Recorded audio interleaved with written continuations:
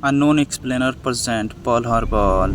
ये world war 2 की एक सच्ची कहानी है। कहानी की शुरुआत में हमें दो लड़कों को दिखाया जाता है जिसका नाम रेफ और डैनी है। ये दोनों ही खेल रहे होते हैं, तभी इनके पिताजी एक प्लेन लेके आते हैं। ये लोग उस प्लेन में बैठ जाते हैं और कहते हैं कि हमें जर्मन गुंडों को हराना है, और ये लोग उस प्लेन को स्टार्ट कर देते हैं। कुछ समय बाद वो प्लेन स्टार्ट हो जाता है, लेकिन खुशकिस्मती से वो आगे जाके रुक जाता है। ये चीज़ इनके पिताजी देख लेते हैं और इनमें से रेफ को पकड़ के उनके पिताजी मारपीट करते हैं। तभी डैनी को ये चीज़ अच्छा नहीं लगता है। डैनी कहता है कि तुम एक गंदे जर्मन हो, और उस पर हमला कर देता है। ये सुनकर रेफ के पिता कहते हैं कि मैं कोई गंदा जर्मन नहीं हूँ, मैंने फ्रांस में जर्मनी के खिलाफ लड़ा है, और मैंने जो वर्ल्ड वॉर 1 में देखा है वो भगवान किसी को ना दिखाए।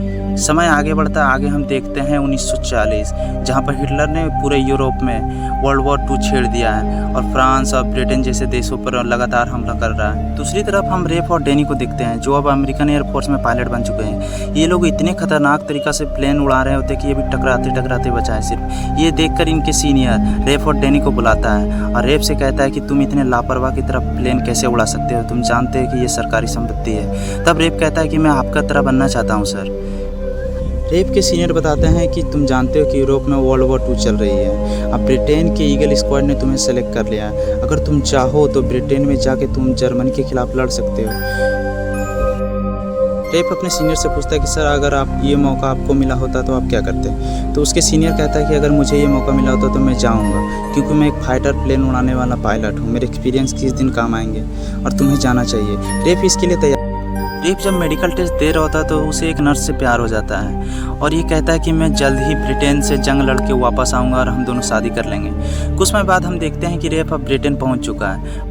वहीं दूसरी तरफ हम जापान को देखते हैं जो बौखला चुका है, क्योंकि उसने भी चाइना, फिलीपीन जैसे कई देशों पर वर्ल्ड वॉर 2 में हमला करके कब्जा कर रखा है। ये बात अमेरिका को पसंद नहीं आती, इसलिए जापान को जितने भी ऑयल और स्टील, जितने भी जरूरी सामग्री आती थी उन पर प्रतिबंध लगा देता है, जिससे जापान बौखला जाता है। वो जानता है कि अगर उसके पास पर्याप्त मात्रा में ऑयल नहीं रहेगा तो वो जंग नहीं जीत पाएगा, और जो ज़मीन जीती है वो भी हार जाएगा, जिससे जापान बौखला जाता है और वो अमेरिका पर हमला करने का निर्णय लेता है, क्योंकि वो जानता है आज नहीं तो कल वो ब्रिटेन के पक्ष में ही अमेरिका युद्ध में उतरेगा जरूर। इसलिए जापान चाहता है कि उसके पॉल हार्बर पर अटैक करके उसके पैसिफिक फ्लीट को तबाह कर दिया जाए और जितने भी जंगी जहाज हैं उन सबको नष्ट कर दिया जाए। दूसरी तरफ हम रेफ को देखते हैं जो अब फाइटर प्लेन से उड़ रहा है और जर्मनी के आए फाइटर प्लेनों से लड़ रहा है, जिसमें वो कई जर्मनी के फाइटर प्लेन को गिरा देता है, पर अंत में उसे भी गोली लग जाती है, जिससे उसके फाइटर प्लेन में आग लग जाता है, जिससे वो बाहर नहीं निकल पाता और समुद्र में क्रैश कर जाता है।